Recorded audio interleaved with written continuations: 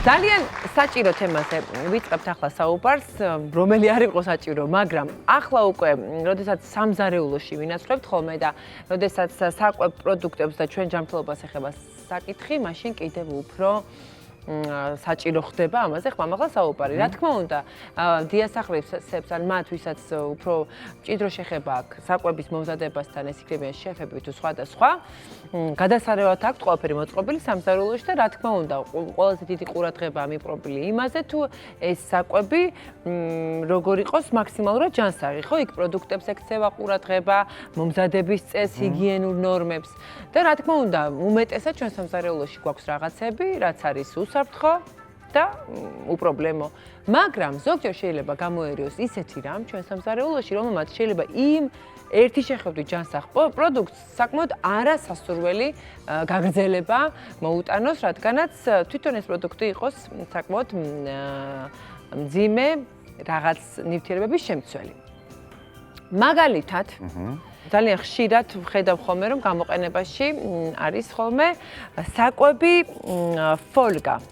აი ესეთი ვერცხლისფერი რა ვიცი, ქაღალდი თუ შეიძლება ასე ითქვას, რომელიც არაჩვეულებრივ კომფორტს ძენს, როდესაც ღუმელთან გვაქვს ურთიერთობა და ეს იქნება თევზი თუ ხორცი თუ ბოსტნეული, მოკლედ რაღაც კარგ ვაკუუმს უქმნის, მაგრამ რამდენად კარგი შეიძლება იყოს მასში მომზადებული საკვები, ეს ძალიან მინდა განვიხილო, იმიტომ რომ არის ორაზროვანი დამოკიდებულება ამ ფოლგასთან დაკავშირებით. მე ახლა კარტოფილებსაც მოგიმზადებთ ფოლგაში. ნახოთ შეჭამთ თუ არა. მართალი ხარ თიკაშე. ფოლგა ერთ-ერთი ხშირად გამოყენებადი ნივთია სამზარეულოში. მისი გამოყენება მრავალი დანიშნულებით ხდება. მას უკვე 100 მეტი წელია, რაც იყენებენ კულინარიაში. 1910 წელს შვეიცარიელმა ქიმიკოსმა გამოიგონა და მალევე გახდა ძალიან პოპულარული. მას ძირითადად გამოიყენებდნენ თავიდან კბილეულების და სიგარეტების შესაფუთ მასალად, თუმცა ბევრმა ადამიანმა მალე მიაგნო მისი გამოყენების სხვა ხერხს. კერძოდ კი ალუმინის ფოლგაში ტიკა დამეთანხმები, რაც შენ გააკეთე, საჭმლის მომზადება დაიწყეს. ეხლა ეს გამოცხება ღუმელში გადასარევად. და ამ დროის შემდეგ გამოიყენება ეს ფოლგა როგორც გამოსაცხობად, ახლა როგორც ამ კარტოფილების შემთხვევაში და თევზის ხვება არაჩვეულებრივად ხორცი თუ ასე შემდეგ, ასევე შეიძლება ეს დავუშვათ ნარჩენი საჭმელი შევინახოთ, კარგად შეიფუთოს და მაცივარი შევდოთ, ან რაღაც კონტეინერად გამოვიყენოთ, კონტეინერებიც კი არის ფოლგის განწარმოებული. ასევე რაღაცას გადავახუროთ თავზე, ხო, ეს ფოლგა და მოკლედ დანიშნულებები გაიზარდა, ასე ვთქვათ, ფოლგისთვის, სხვადასხვა მიზნით გამოყენება, ოღონდ ისევ საკვებთან რჩებით, როგორც წესი. და საკვებთან ერთად ასევე სითბოს ინახავს და ინარჩუნებს. აი რაღაცა თანაბრად ანაწილებს თუ არ ვცდები, ეს არის მთავარი მისი ხიბრო, თანაბრად ანაწილებს თელ ტემპერატურას, აი თელ ამ პროდუქტზე და რაღაც ყველაფერი გემრიელად ერთად თერმულად მუშავდება. თუმცა ვინაიდან ალუმინის გამზადდება ეს ფოლგა და ვიცით, რომ ალუმინის ჭურჭელი არ არის კარგი, რა თქმა უნდა, ლოგიკურად რჩება ეჭვი იმისა, რომ ეს ალუმინი შეიძლება ჩვენ საკვებ პროდუქტში შედიოდეს, ხო? აი ასეთი ჩახუტებული როცა არის პროდუქტთან. ამიტომ რამდენად უსაფრთხოა ეს ფოლგა, მოდით გითხარით ჩვენც, რომ ერთხელ და სამუდამოდ ვისწავლოთ. ბოლო დროს ჩატარებულმა კვლევებმა დაამტკიცა, რომ ზოგიერთი საკვების ალუმინის ფოლგაში მომზადება არ არის სასურველი. რადგან ამ საკვებში და შესაბამისად ჩვენს ორგანიზმში უფრო მეტი ალუმინი მოხდება. მართალია. თიკა, მინდა გითხრა, რომ ეს განსაკუთრებით ეხება ფრინველის და საქონლის ხორცს. ხორცში მოხვედრილი ალუმინის რაოდენობა მინდა გითხრა, რომ კიდევ უფრო იზრდება, თუ ხორცი დამარინადებულია, ან ხორცთან ერთად ისეთი პროდუქტი გაახვეთ ფოლგაში, რომელიც ანიჭებს ჟავიანობას. მაგალითად დავადე ლიმნის ნაჭერი? მაგალითად დაადე ლიმნის ნაჭერი ან დაადე პომიდორი. აუცილებლად დავადებ, იმიტომ რომ ის თავის იმიტომ აკეთებ ამას, რომ ის არომატებში მომზადდეს, აი თავის რაღაცა გემოები მიიღოს და 1000 სუნელს აყრი და რა თქმა უნდა რაღაც შეიძლება ლიმონი მოაწურო აუცილებლად. კი. გარდა ამისა, ხორცში მოხვედრილი ალუმინის რაოდენობა დამოკიდებულია, ასე ვთქვათ, მომზადების ტემპერატურაზე და ხანგრძლივობაზე, ანუ მომზადების დროზე. ალუმინის მცირე რაოდენობით მოხვედრა ჩვენს ორგანიზმში არანაირ საფრთხეს არ წარმოადგენს ჩვენი ჯანმრთელობისთვის, თუმცა რა თქმა უნდა, დიდი რაოდენობით მოხვედრა ჩვენს ორგანიზმში არ არის სასურველი და მავნეა ჯანმრთელობისთვის. ამიტომ უმჯობესია შევზღუდოთ ფოლგის გამოყენება. ნუ, იმიტომ რომ ხორცს დიდი დრო უნდა, არ ვიცი, არც კარტოფილს უნდა პატარა დრო პრინციპში კაცმა რო თქვას და გამოდის რომ მაინც ხანგრძლივად გიწევს ფოლგაში რაღაცის განთავსება და ისე დამუშავება თერმულად. მინდა გითხრათ თიკა რომ კვლევებმა გამოავლინა რომ ალუმინი დიდი რაოდენობით კვეთა ტოქსიურია და მისმა დიდმა რაოდენობამ შეიძლება გამოიწვიოს ნეიროდეგენერაციული დაავადებები.